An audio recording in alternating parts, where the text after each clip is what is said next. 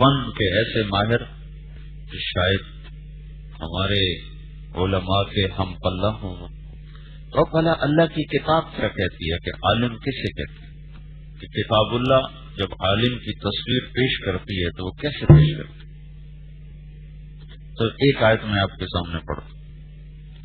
امن ہوا قانت آناء اللیل ساجدا وقائما یحذر الآخرہ ویرجو رحمت ربک قل هل يستوي الذین يعلمون والذین لا يعلمون انما يتذکر اولو الالباب.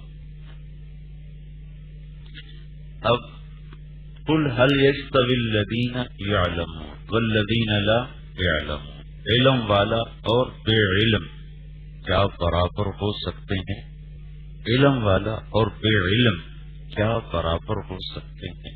یقیناً فہم و دانش رکھنے والی ہیں جو عبرت اور نصیحت حاصل کرتے ہیں. اس کے پیچھے جو اللہ نے بات بتائی ہے وہ کیا بتائی ہے؟ قانت آناء اللیل، راتوں کو اٹھ رہا ہے ایک آدمی، کبھی سجدے میں کبھی رکوع میں. اس کے اندر یہ تو اس کی ظاہر ہے، اس کا اندر کیا ہے؟ یحذر الآخرہ. اور اس کے اندر کی کیفیت کیا ہے؟ یرجو رحمت ربہ. اس کا ظاہر کیسا ہے؟ آناء اللیل میں کیا کرتا ہے؟ قائما و ساجدا. ظاہر میں وہ یہ نظر آتا ہے اور باطن میں، ظاہر میں بھی دو نشانیاں ہیں، کبھی سجدوں میں قائما اور کبھی اندر میں دو کیفیات ہیں، یرجو رحمت ربہ یحذر الآخرہ یرجو رحمت ربہ. اب انما یتذکر اولو الالباب کو ایک اور جگہ ہم لے جاتے ہیں تو ہمیں پوری تصویر اللہ دکھا دے گا کہ اللہ کی نظر میں علم والا کون ہے. ابو سعید رحمت اللہ علیہ کی خدمت میں گیا یہ تمہارا منطق والا کون؟ ابو علی سینا. ابو علی سینا ارسطو کی کتاب کا 200 دفعہ مطالعہ، قرآن کا 200 دفعہ مطالعہ کرتا تو اللہ کی معرفت نصیب ہو جاتی. ایک عرصہ دراز تک زمان عما انما یتذکر اولو الالباب، پہلے آیا تھا نا انما یتذکر اولو الالباب قل هل يستوي الذین یعلمون والذین لا یعلمون، یہ ٹکڑا اور آگے انما یتذکر اولو الالباب. ٹھیک ہو گیا نا؟ تو یہاں اولو الالباب کو اللہ تعالیٰ نے یعلمون کے ساتھ جوڑا، یعلمون کے ساتھ، اور آگے اس کو اجمالی طور پہ چھوڑ دیا.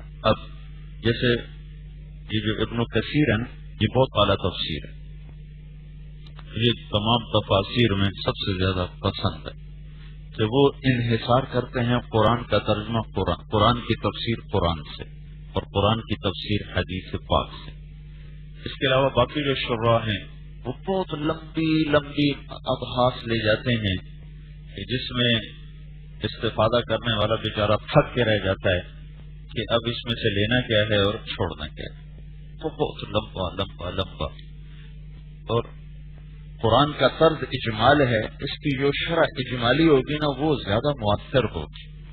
جتنا اس کو لمبا کرتے جائیں گے اس کی تاثیر کم ہوتی جائے گی اور اس میں غیر ضروری چیزیں آنا شروع ہو جائیں گی. تو اب انما یتذکر اولو الالباب کو ہم لے آئے 13ویں پارے میں. تو اللہ تعالیٰ کہہ رہا ہے افمن یعلم انما انزل الیک من ربک الحق، جو آپ پہ اتارے ہوئے علم کو حق جانتا ہے، کمن ہوا اعمی، کیا وہ اور اندھا آپس میں برابر ہو سکتے؟ یہاں تقابل ضدین کا نہیں ہے، ہمیشہ تقابل قرآن میں ہوتا ضدین کا. لا يستوي اصحاب النار واصحاب الجنہ، الذين لا يقول هل يستوي الذين يعلمون والذين لا، اور ولا الذل ولا الحرور، ایسا اضحک و ابکا، امات و احیا. یہاں یہ ایک جگہ ہے، ایک جگہ اور ہے جہاں آپس میں جو تقابل ہے وہ ضدین کا نہیں ہے. جاننے والا اور اندھا کیا برابر ہو سکتے ہیں؟ اندھے بھی تو عالم ہوتے ہیں. عطاء بن ابی رباح، عطاء بن ابی رباح اعمی، اشل اور اعرج.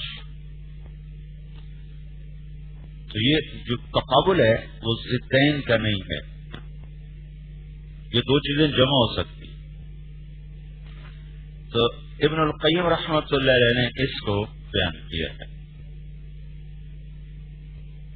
کہ یہاں اللہ یوں کہہ رہا ہے جو اس اتارے ہوئے علم کو حق نہیں سمجھتا وہ اندھا ہے. صرف بینا دیکھنے والا وہ ہے جو اس کو حق سمجھ رہا ہے، باقی سب اندھے. ٹھیک ہو گیا؟ تو اب انما یتذکر اولو الالباب. اب اولو الالباب کون ہیں؟ تو اب ان میں 9 باتیں اللہ نے بتائیں. 9 باتیں. اولو الالباب 9 باتوں والے ہیں. دیکھو یہ چیزیں مدرسوں میں نہیں پڑھائی جاتی. تم لوگ قربانی میں پہلے کئی دفعہ کر چکا ہوں، ساری دنیا کے طلبہ سے فائق ہو. یہاں کے علماء قربانی میں ساری دنیا کے علماء سے فائق. تھوڑی تھوڑی تنخواہیں، ضروریات زندگی تک پوری نہیں ہوتی، خواہشات تو بڑی بات. تو 9 باتیں ہیں.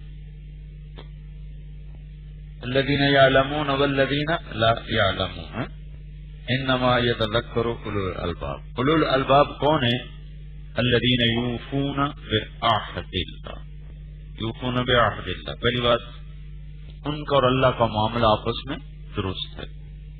عبادات. ولا ينقضون المیثاق، لوگوں سے معاملہ بھی درست ہے، عہد و پیمان کے سچے ہیں. والذین یصلون ما امر اللہ به ان یوصل، تیسری صفت صلہ رحمی. چوتھی ویخشون ربهم خشیت. پانچویں ویخافون سوء الحساب، آخرت کے حساب کا خوف. 6 والذین صبروا ابتغاء وجه ربهم، صبر. 7 واقاموا الصلاة. 8 وانفقوا مما رزقناهم سرا وذریاتهم، اولادهم. اور کیا ہوتا ہے؟ والملائکۃ یدخلون علیہم من کل باب، وہ کیا کرتے ہیں؟ سلام علیکم. کس بات کا؟ بما صبرتم. یہ 9 باتیں کوئی آسان ہے؟ تقریر کرنا کون سا مشکل؟ یہ 9 باتیں یاد کرنا کون سا مشکل؟ تھوڑا سا حافظہ اچھا ہو یاد کر. میں نے تقریباً سارا نصاب حفظ کر لیا تھا، تو اس میں کون سے کمال کی بات ہے؟ حافظہ اچھا ہو تو یاد ہو جاتا. عرب کا ہر بدو ایسے حافظے والا تھا، 100 اشعار کے قصیدے ایک دفعہ سن کے سارے یاد ہو جاتے. ایک دفعہ تھا سارا یاد.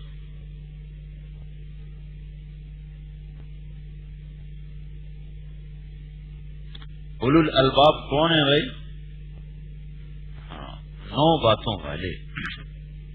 اب یہ تمہیں کنز قدوری میں تو یہ سبق نہیں آئے گا نا. جب تم جلالین پڑھو گے تو تلاوت ہو رہی ہوگی، حدیث پڑھو گے تو فقہ حنفی ثابت ہو رہی ہوگی.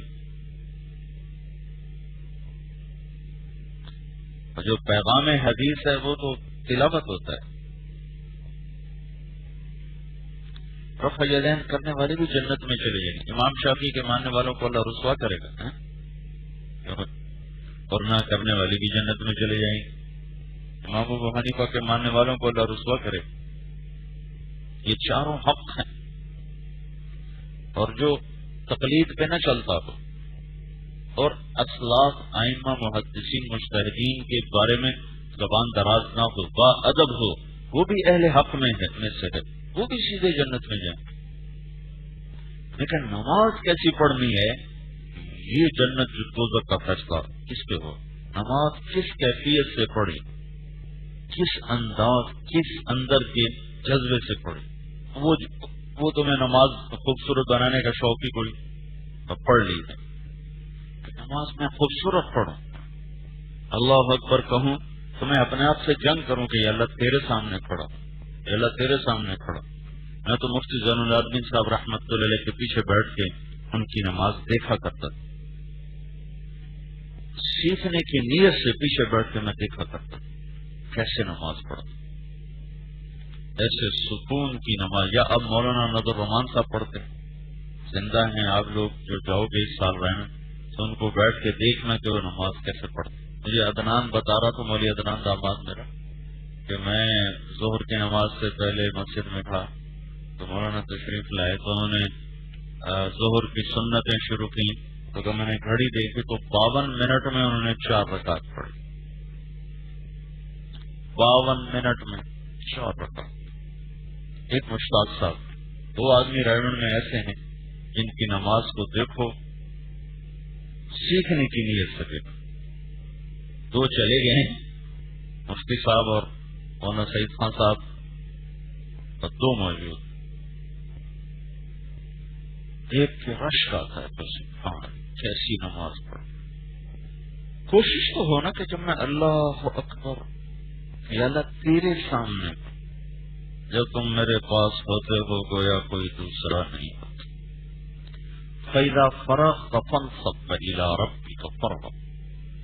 اس آیت کے ضمن میں فراغ، اس کو کہتے ہیں فراغ. ایک پیالہ یوں کر دیا تو اس کو کہتے ہیں فراغ.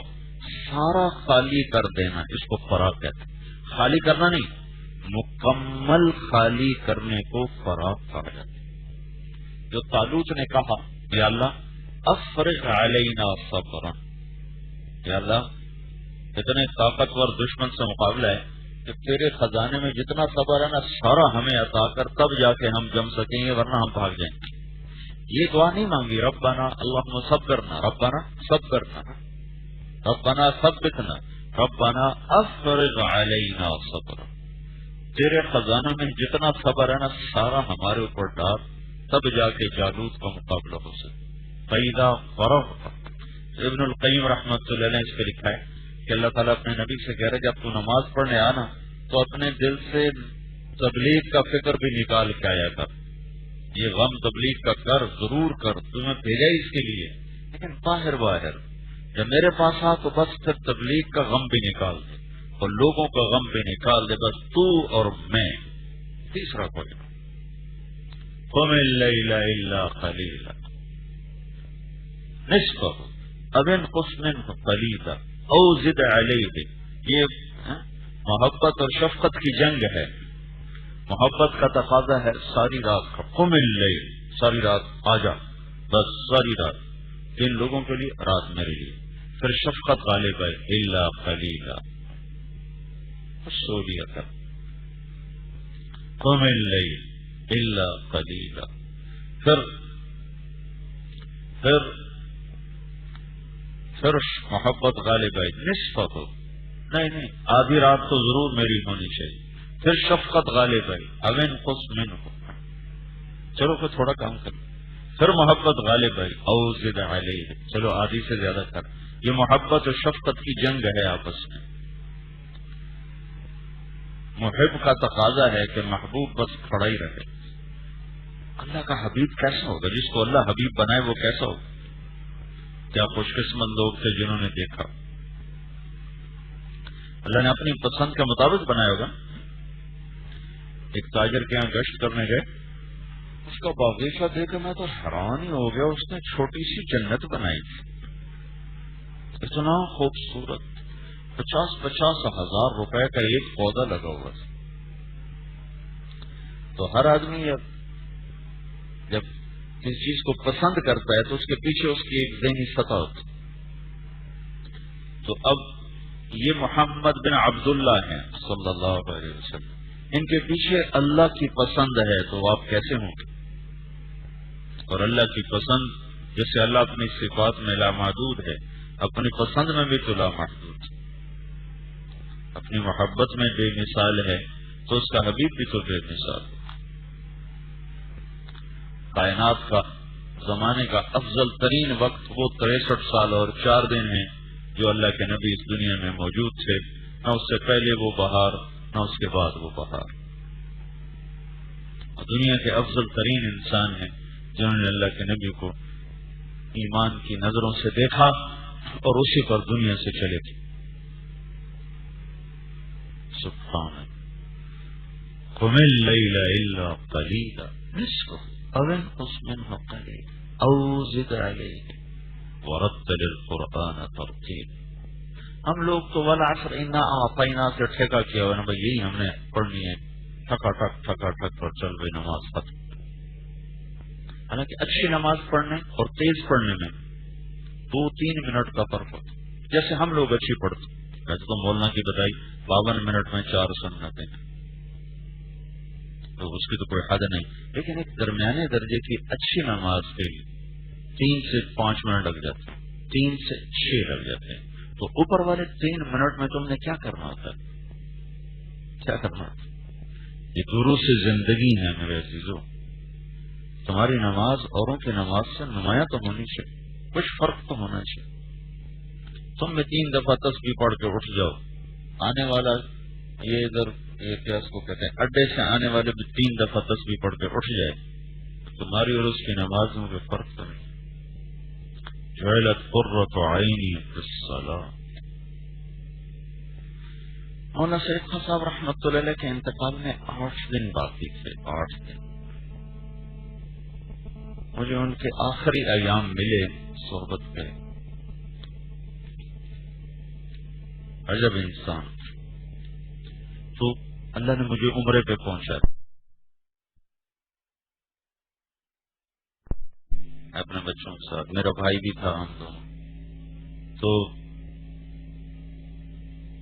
ان کی وفات سے صرف 1 ہفتہ قبل میری ان کی مدینہ میں ملاقات ہوئی. اس وقت وہ سکرات میں آ چکے تھے. ایک دن مسجد میں ملاقات ہوئی تو فرمانے لگے آؤ کھانا میرے پاس آ کر کھاؤ. ہم جب گئے ہیں تو اس وقت اگلا کام شروع ہو چکا.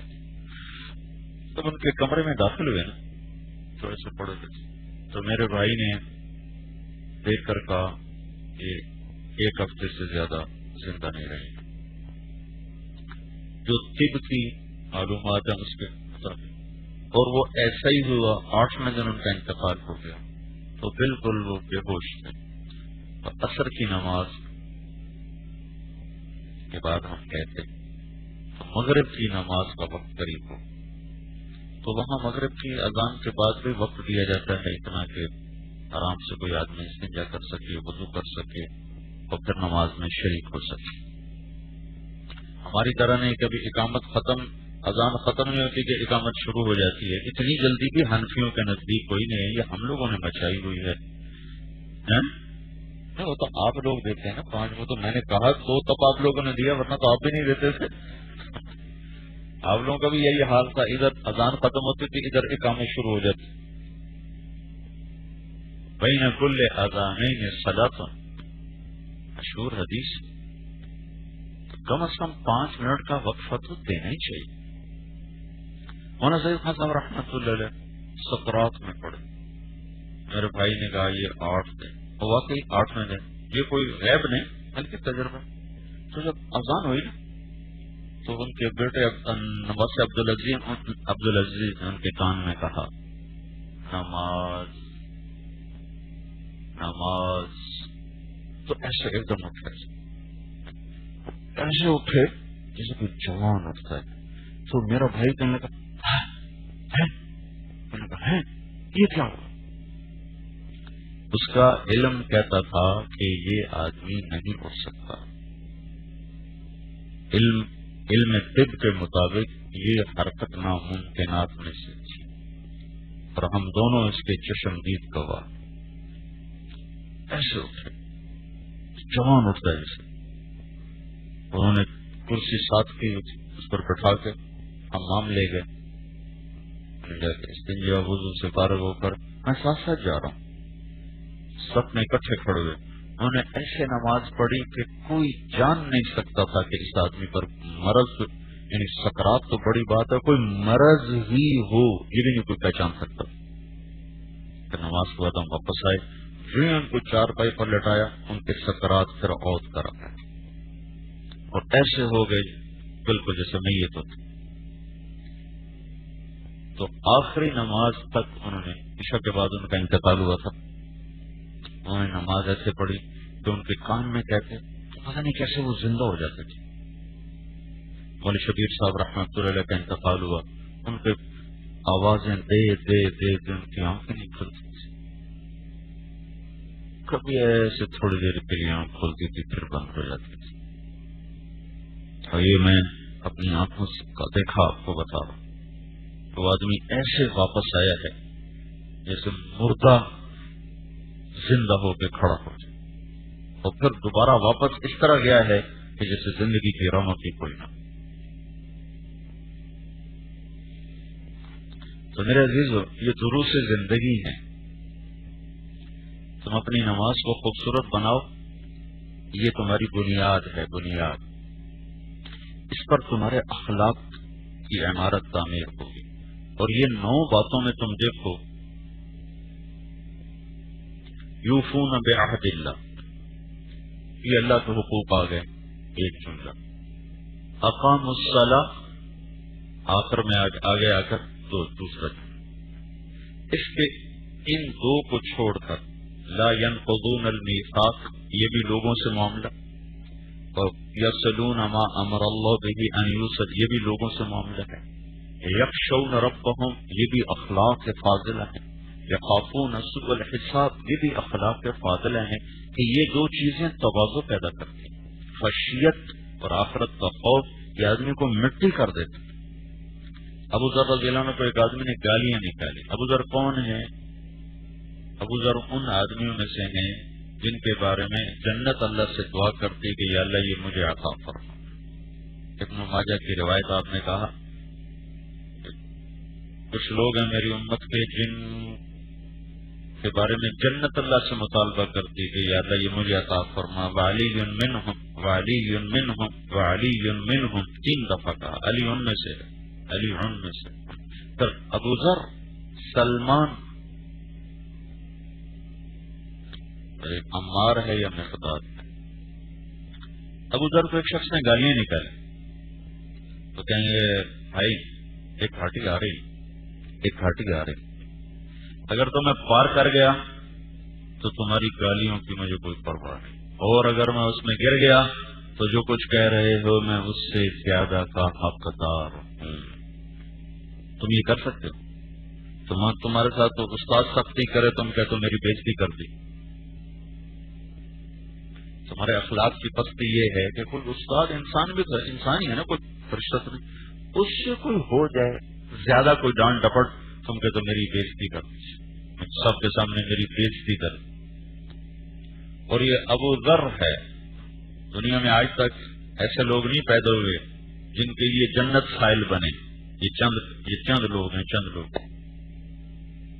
وہ کہہ رہے ہیں بھائی اگر تو پار کر گیا تو پرواہ کوئی نہیں، اور اگر گر گیا جو کہہ رہے ہو اس سے بھی زیادہ کا حقدار. تو یہ خشیت اور خوف یہ تو انسان کے زمین پہ بچھا دے. اور سلمان فارسی کی سنو، دونوں کی باتیں یاد آئی. سلمان سے کہنے لگے قریش، ہم قریش ہیں، تو فارسی ہے. وہ کہنے لگے اللہ کے بندو میں تو فارسی بھی نہیں، میں تو ابتدا میں ایک گندا نطفہ ہوں اور انتہا میں ایک جیفہ منتنہ ہوں. پھر اس کے بعد اللہ مجھے اٹھائے گا. فَإِن ثَقُلَتْ مَوَازِينِي فَأَنَا كَرِيمٌ وَإِن خَفَّتْ مَوَازِينِي فَأَنَا لَئِيمٌ. پھر اگر اس دن میری نیکیاں بڑھ گئیں تو میں بڑا عزت والا ہوں، اور گھٹ گئیں تو میں بڑا ذلیل. بچھا دیتی ہے.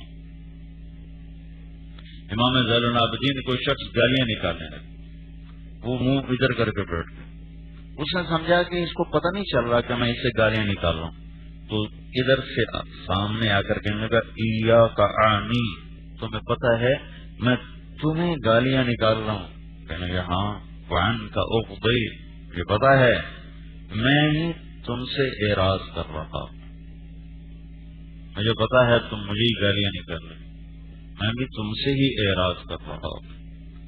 یہ کیفیت کیسے پیدا ہوئی؟ یخشون ربهم اور یخافون سوء الحساب سے یہ کیفیت پیدا ہوئی۔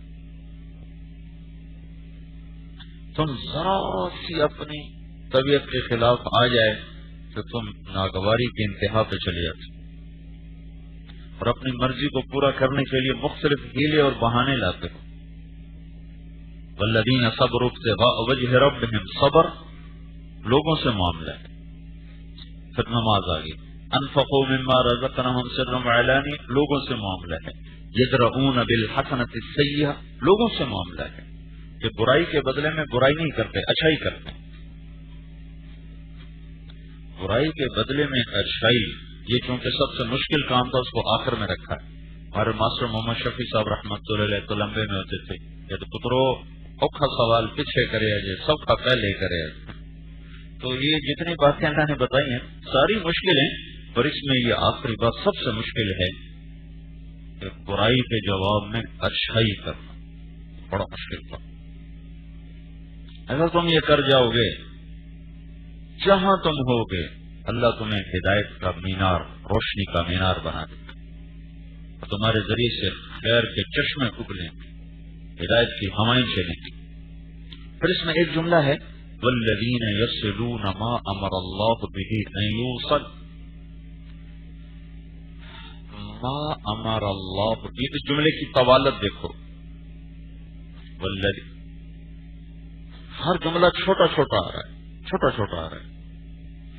یوفون بعہد اللہ لا ينقضون الميثاق یخشون ربهم یخافون سوء الحساب صبروا ابتغاء وجہ ربهم اقاموا الصلاة انفقوا مما رزقناهم سرا وعلانیہ ویدرؤون بالحسنۃ السیئۃ۔ سارے جملے چھوٹے چھوٹے آ رہے ہیں، آخر جملہ تھوڑا لمبا ہے، انفاق کا جملہ تھوڑا لمبا ہے، یہ جملہ سب سے لمبا ہے والذین یصلون ما امر اللہ بہ ان یوصل، جو جوڑتے ہیں ان رشتوں کو جن کے جوڑنے کا اللہ نے حکم دیا۔ اللہ نے یہاں اللہ اپنا نام لایا ہے، نماز کا حکم بھی تو اللہ نے دیا نا، اور صبر کا حکم بھی اللہ نے دیا ہے، وعدہ نبھانے کا حکم بھی اللہ نے دیا ہے، اور برائی کو اچھائی میں بدلنے کا حکم بھی اللہ نے دیا ہے، آخرت کے ڈر کا حکم بھی اللہ نے دیا ہے، لیکن صرف صلہ رحمی میں اللہ اپنا نام لایا ہے، ما امر اللہ، ما امر اللہ بہ ان یوصل، رشتہ داروں سے سیدھ پھنستے ہیں۔ آدمی اوروں کی سہ لیتا ہے، رشتہ داروں کی نہیں سہتا۔ تبلیغ میں جا کر آپ لوگ بڑوں بڑوں کی سہ لیتے، گالیاں بھی سہ لیتے، تم کو تھپڑ مار دے تم کہتے ہو جاؤ اللہ کے لیے معاف کیا، تمہارا سگا بھائی تمہیں اوئی کر دے تو تم اس کے گلے میں پڑتے ہو، تم نے مجھے اوئی کیوں کہا ہے، مسجد سے باہر نکال کے تمہیں بستر باہر پھینک دیں، تم ان کا بھائی ان کی ہدایت کی دعا کرو، بھائی ان کی ہدایت کی دعا کرو، کوئی رشتہ دار تم سے برائی کرے کہتے اس کے خلاف مقدمہ کرو، پولیس میں درخواست کرو۔ یہ جو تبلیغ والوں کے مصنوعی اخلاق ہیں، انہوں نے یہ کرشمہ دکھایا ہے کہ بڑے بڑے دشمن دوست بن گئے، اگر یہ حقیقی اخلاق والے بن جائیں تو کتنی ہدایت کی ہوا چلے۔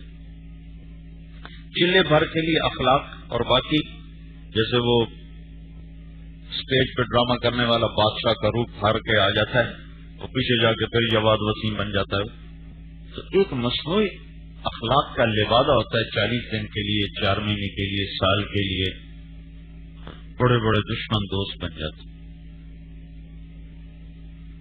لیکن یہی آدمی جب گھر جاتا ہے تو اس کے بھائی سے نہیں بنتی، اس کے باپ سے نہیں بنتی، اس کی بیوی سے نہیں بنتی۔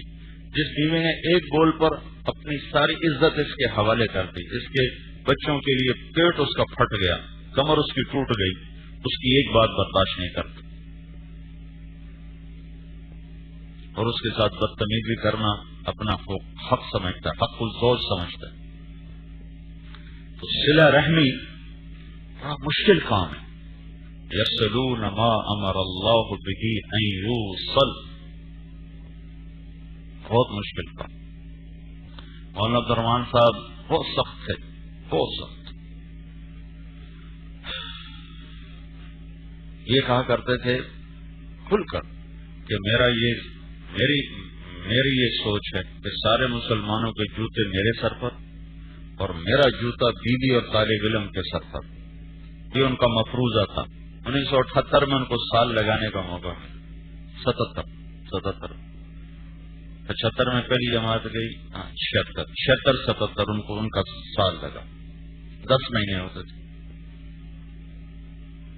تو ان کے امیر نے نا ان کو نچا کے رکھ دیا. واپس آ کر کہنے کہ میں اپنے اس سوچ سے رجوع کرتا ہوں کہ یہ خالی مفروضہ ہی تھا کہ سب کی جوتی میرے سر پر، کا نہیں برداشت ہوتا. کہ یہ کہ فریض مفروضہ تھا کہ سب کے جوتے میرے سر پر، کہ کوئی حالانکہ واقعی ہم نے دیکھا اوروں سے بےزتی مولانا برداشت کرتے تھے. شروع میں ریمنڈ کے عجب حالات تھے، مواتی غیر مواتی پڑا ہے. مولوی خالد کی قوم نے بڑے گل دکھلائے، بڑی لڑائیاں ہوتی تھی. تو وہ شروع کا زمانہ میں نے دیکھا ہوا ہے. مولوی عبد الرحمان صاحب بالکل سب سے کامل ہوتا تھا. میاں جی عبداللہ میواتیوں کا پورا جتھا لے کر آئے. جدھر ہے پٹھان عبد الرحمان نکالو اسے باہر، ہم اس سے نمٹ لیتے ہیں. لیکن اب سال مسلسل امیر نے رگڑا دیا. کہنے لگا بھائی میری سوچ غلط تھی. سب سے ہی محبت ہونی چاہیے، کسی کے سر پہ جوتا نہیں ہونی چاہیے. میرا جوتا میری بیوی کے سر پر، میرا جوتا طالب علم کے سر پر کا یہ سوچ میری غلط تھی. یہ اخلاق فاضلہ ہیں جن کی بنیاد بنتی ہے عبادات سے. عبادت میں نماز میں روزہ تو رمضان کا ہی ہے.